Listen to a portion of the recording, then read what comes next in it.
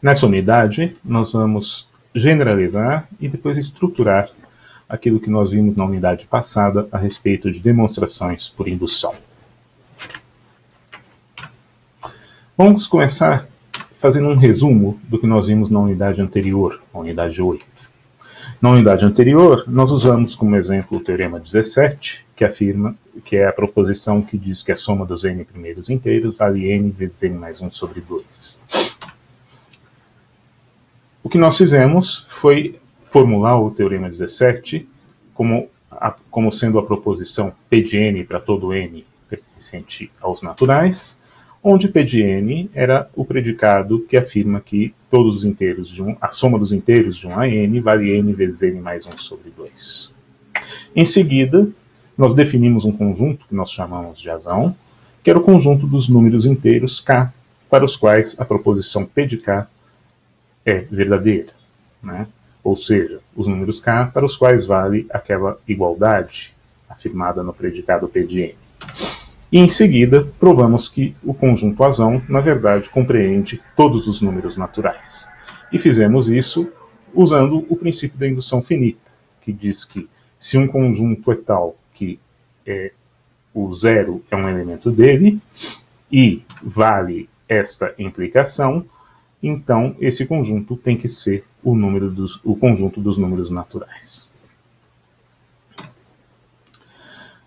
Colocado de forma esquemática, a coisa funciona assim, né? Nós temos um predicado genérico, vamos chamar de P de n, né? E queremos provar que a proposição P de n para todo n natural, né? E a demonstração segue esses passos. Primeiro, definimos o conjunto dos inteiros para os quais o predicado é satisfeito, e depois provamos que esse conjunto é o conjunto dos números naturais. E a forma de fazer isso é provando, primeiro, que o zero é um elemento desse conjunto, e depois que essa implicação, que diz que se todos os números entre 0 e um certo azinho estão no conjunto azão, então necessariamente o número azinho mais 1 também está no conjunto azão, é satisfeito. Nós vimos já na unidade anterior que a afirmação, né, a proposição que zero é um elemento do conjunto azão, se traduz, em termos da proposição P de n, em dizer que a proposição P de zero é verdadeira, né? Do mesmo modo, nós vimos que essa implicação foi formulada em termos do conjunto azão, pode ser reformulada de maneira equivalente em termos do predicado P, né? Muito bem, se você parar para pensar um minutinho, você vai ver que nós podemos reformular esse esquema de demonstração aqui, sem fazer uso do conjunto azão, estabelecendo tudo em termos do predicado P de n. E a coisa fica assim. Nós temos a proposição P de n para todo n natural, e queremos provar que essa proposição é verdadeira.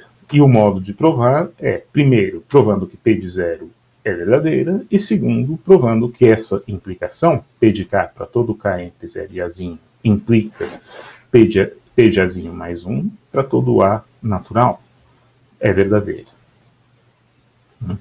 E esse é o esquema, então, da prova por indução, né? De novo, tem duas partes.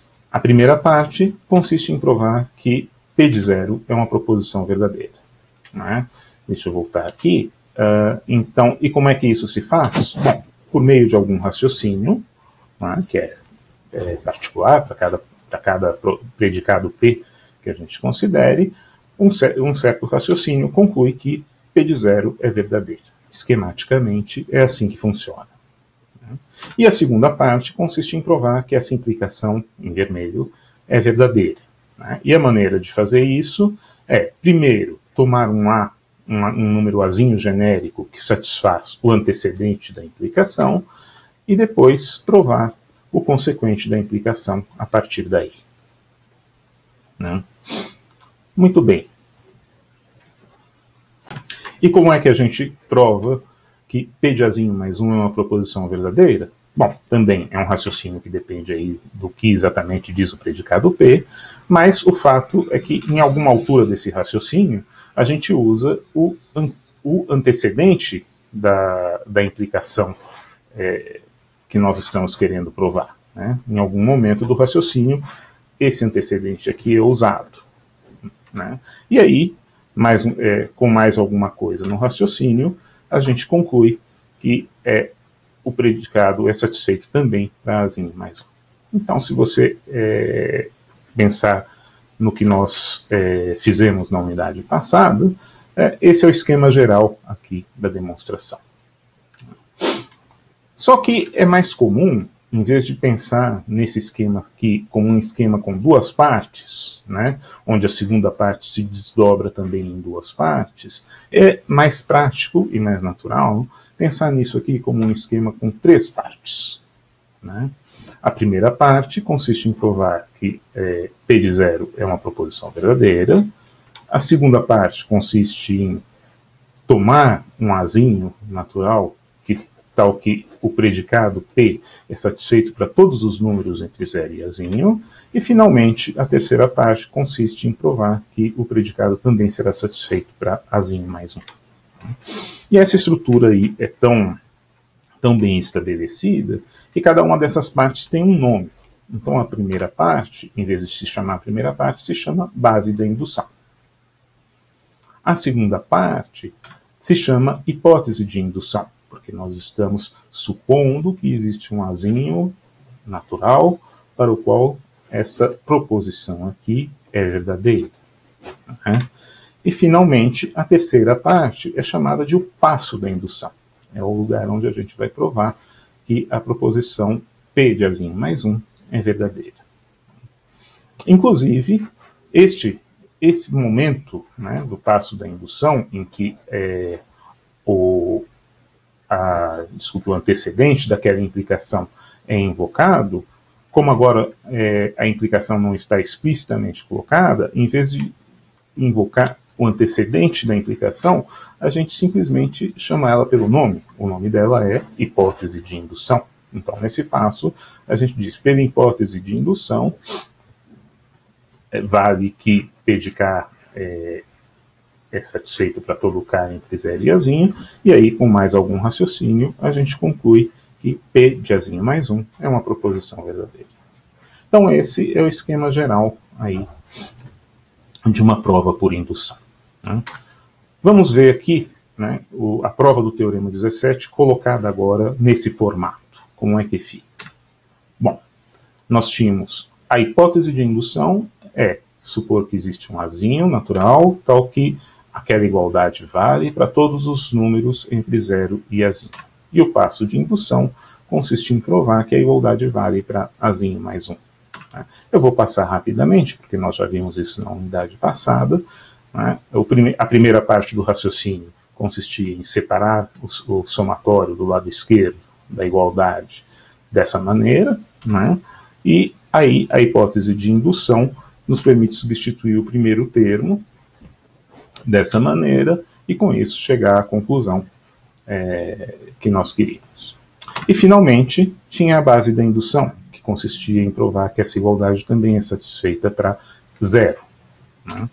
Que era bem simples, porque bastava pegar o lado esquerdo, calcular, ver que isso dá zero e depois verificar que também o lado direito da igualdade dá zero. Você, de certo, deve ter notado que isso aqui está numa ordem diferente do que nós vimos no slide passado. Né? A base da indução ficou para o final, né? E a hipótese de indução vem em primeiro e o passo da indução em segundo.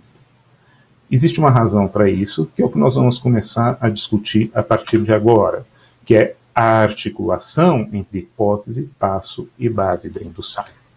Isso é muito importante. Então, de novo, vamos reproduzir aqui o slide passado. Né? Mas somente a hipótese de indução e o passo da indução. Né? Veja que aqui eu só destaquei o azinho, né? No slide. Né? Aqui eu estou só reproduzindo o que tinha anteriormente. Então veja que isso aqui, né, a articulação entre a hipótese da indução e o passo da indução, é um argumento que vale para qualquer azinho, né? Ou melhor, para qualquer azinho mais um, para qualquer número da forma azinho mais um, de que a soma dos azinho mais um primeiros inteiros vale azinho mais 1 vezes azinho mais 2 sobre 2. Veja só, né? Isso supondo que essa igualdade vale para todos os números entre 0 e azinho. Uma maneira que eu acho que é interessante de você pensar nisso daqui é como se fosse um modelo de prova para qualquer valor de azinho, né? Vamos refazer isso daqui, por exemplo, para azinho mais 1 igual a 4. Então, a hipótese de indução está dizendo que nós estamos supondo, né, que aquela igualdade ali vale, né, que essa igualdade aqui está valendo para todos os números entre 0 e 3, certo? E vamos provar que ela vale também para 4. Né? E o raciocínio é exatamente aquele que nós vimos no slide passado, né? Só que agora nós estamos dando o valor 3 para o azinho. E eu sugiro que você interrompa o vídeo por um momento e confira cada passo aqui da demonstração para se certificar de que não existe nada obscuro. Veja que a demonstração permanece a mesma. Se eu quiser agora demonstrar que a igualdade vale para azinho mais 1 igual a 3, né? Nesse caso azinho vale 2 e o raciocínio é o mesmo. Né? Eu sugiro de novo que você interrompa o vídeo por um minutinho e verifique por conta própria. Então, mais uma vez, né, e tudo isso depende do fato de que estamos supondo que a igualdade vale para todo número entre 0 e 2. Né? E aí, retomando o raciocínio que fizemos aí há 2 unidades atrás. Né? Suponha que alguém duvidasse, né, de que seja verdade que essa igualdade vale para 2, né? Para k igual a 2. Né? Então você teria uma prova para convencer essa pessoa de que vale para k igual a 2, e a prova é essa aqui. Né? É a mesma prova substituindo azinho mais 1 por 2. Né? Interrompa novamente o vídeo e confira cada passo. E suponha, agora veja que a prova para azinho mais 1 igual a 2 depende do fato de que a igualdade vale para todos os números entre 0 e 1. E suponha que alguém duvidasse que vale para 1. Bom, você pode reproduzir o raciocínio para azinho mais 1 igual a 1, né, baseado no fato de que essa igualdade vale para todos os números no conjunto, no intervalo de 0 até 0. E aí suponha que alguém duvide que essa igualdade vale para 0. Né? Você poderia reproduzir o raciocínio? Não, você não poderia reproduzir o raciocínio. Né? Veja que reproduzir o raciocínio para azinho mais 1 igual a 0 significa tomar azinho igual a menos 1, né? E com azinho igual a menos 1, não sequer faz sentido o que está escrito aqui. Né? Esse raciocínio não vale quando você quer uma prova para azinho mais 1 igual a 0. Né? Ele está errado. Né? Então, qual que é o sentido disso daqui? Né? Qual que é o propósito disso daqui? É você perceber que aquela prova que é formulada no passo da indução, a partir da hipótese de indução, vale para alguns números, na verdade vale para todos os números, mas para um certo número ela não vale. Nesse exemplo aqui, do Teorema 17, ela não vale para 0. Então, para o 0 é preciso obter uma prova diferente daquela outra que vale para todos os números acima de 0. Né? É isso que a gente chama de base da indução. Né? A base da indução é a prova de que o predicado é satisfeito para aqueles números para os quais o argumento do passo de indução não se aplica. No caso do Teorema 17, a base da indução era muito simples, porque significa provar que essa igualdade é verdadeira para todo K no conjunto que só tem o número 0. Então, como nós já vimos, é muito simples, né? Basta calcular o lado esquerdo e o lado direito da igualdade e verificar que ambos dão 0. Então, O esquema geral, então, da prova por indução é assim. Temos uma proposição, né, que consiste de um predicado que queremos provar que vale para todo número natural, né, e a demonstração tem uma estrutura, e essa estrutura é chamada de indução em N, né, a prova por indução em N. Né, o que é a prova por indução em N? Ela tem 3 pedaços, né, 3 partes. A primeira parte consiste em formular uma hipótese de indução, né, e a hipótese de indução é sempre assim, seja Azinho um inteiro, tal que o predicado é satisfeito, o predicado P é satisfeito para todo K entre 0 e Azinho. E um passo da indução. O passo da indução consiste em provar que a proposição P de Azinho mais 1 é verdadeira. E, finalmente, tem uma base da indução. A base da indução consiste em provar que P de K é verdadeira para aqueles valores de K para os quais o argumento apresentado no passo de indução não se aplica. Note que essa não é a maneira mais usual que você vai encontrar nos livros, né, de apresentar uma prova por indução. Né? Normalmente, é mais usual que a base da indução seja o primeiro pedaço, a hipótese de indução seja o segundo e o passo da indução seja o terceiro. Nós vamos usar as coisas nessa ordem, vamos formular as nossas provas por indução nessa ordem, para enfatizar o fato de que você só consegue estabelecer a base da indução depois de ter prontos a hipótese e o passo de indução, porque você precisa saber para que valores de K o passo da indução não é um argumento válido para provar que P de K é verdadeiro.